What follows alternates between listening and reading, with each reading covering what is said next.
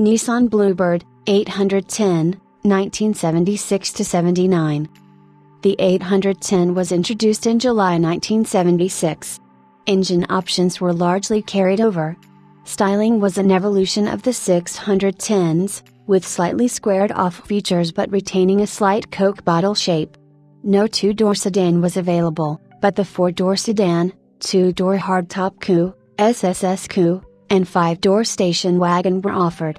As usual, the wagon was mainly sold as a light van in Japan, meaning that it was engineered with cargo in mind and had a live, leaf-sprung rear axle rather than the independent rear suspension of the saloons and coupes.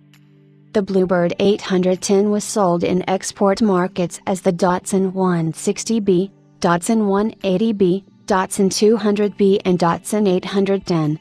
Australian magazine Wheels called the 200B a 180B with 20 more mistakes. In Japan, the range gradually received upgraded motors which could pass the 1978 emissions standards. These models carry 811 series chassis numbers, with Japanese market vehicles were installed with an APS badge on the rear decal that identified emission control technology having been installed. This process began in October 1977 and continued until August 1978. This meant replacing the earlier L-series engines with the new Crossflow Z engines, based on the L. In Japan there continued to be a six-cylinder version of the Bluebird available. As before, this received a longer wheelbase and nose, while retaining the rear end of the regular Bluebird range. The Bluebird G6 used a carburetor for the base model and fuel injection for the sporty version.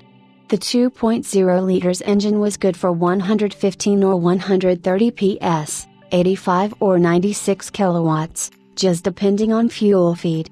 In August 1978 the Bluebird G4 was introduced, PD811, a 1.8-liter four-cylinder model fitted with the long nose bodywork.